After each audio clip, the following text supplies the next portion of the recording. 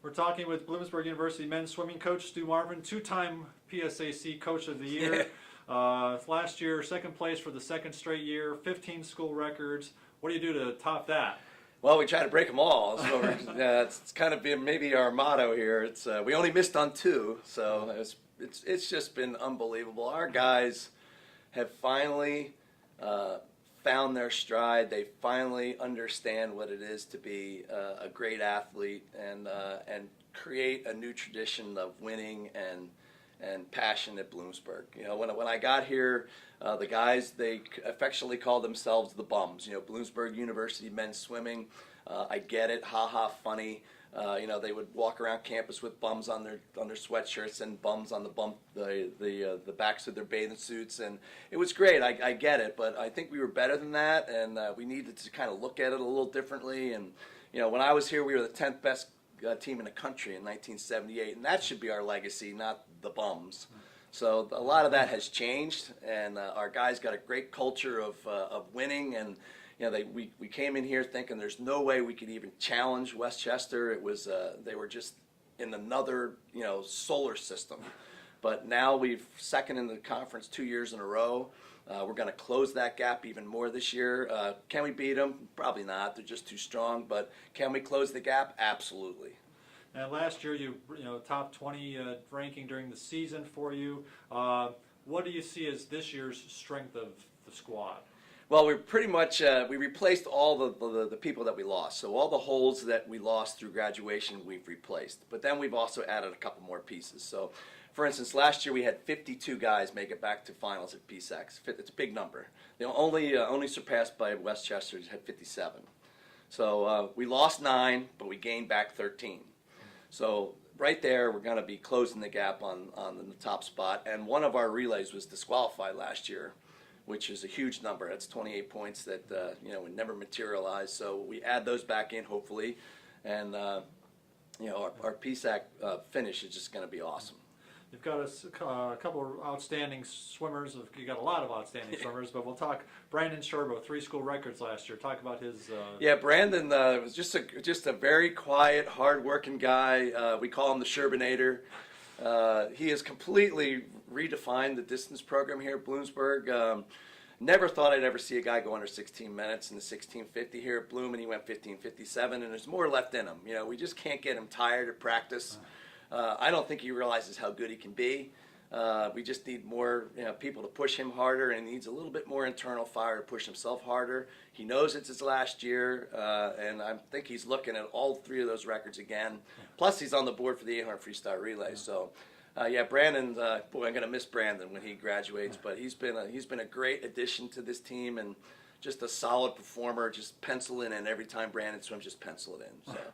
You've got Jay Carner, conference champion at the 200 IM, 3 individual school records, 4 relay school records, former rookie of the year in the conference. It's got to be nice having somebody like that. Yeah, and where do you go from there, right? So he's the funny thing about Jake is he knows exactly what he has to do. You know, we coach him, we can tell him, we give him the workouts and everything, but Jake knows exactly what he has to do and when he has to do it, and he loves to race. If you ever watch him in a race, he loves to race. So, Jake, oh my gosh, what else is left for him? Well, I think he's got it in his mind, and he knows what he's going to do, and he definitely wants to make it to the NCAA championships. Just missed it last year. But I think we'll have a good opportunity to take him along to Indianapolis this year in March. You also have Aaron Cancro, 100 back school record. How is he helping you in that stroke? Well, Cank is awesome. He's Cank. I wish I could wrap him in bubble wrap because he was always getting hurt throughout his entire career. His freshman year, he walked on the full deck the first one with his hand in a cast.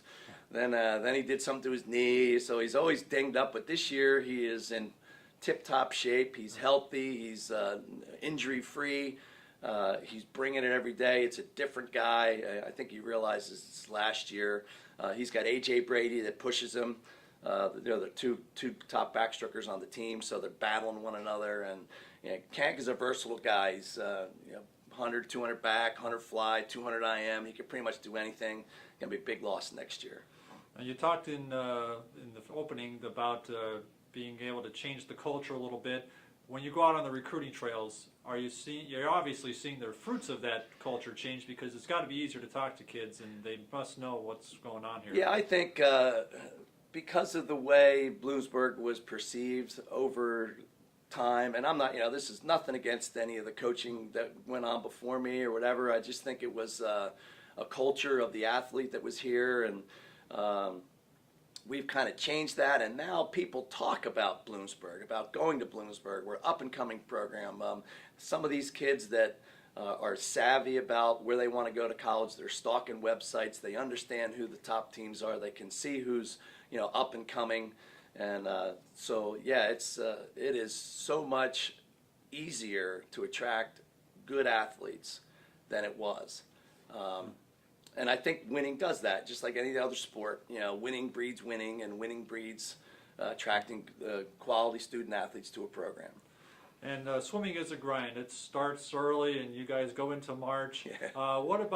What's for this team? What excites you the most about them? Their competitiveness, their spirit, all of that. Something an intangible. Yeah, I think it's all of that, and then I think it's a dream or a focus on the end of the year. They know it's a process.